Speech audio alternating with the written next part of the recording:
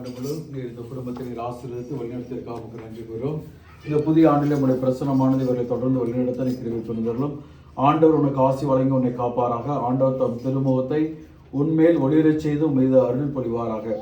ஆண்டவர் தம் திருமுகத்தை உன் பக்கமாக திருப்பி உனக்கு அமைதி அருள்வாராக. எல்லாம் இறைவன் தந்தை மனத்துவர் பெயராலே.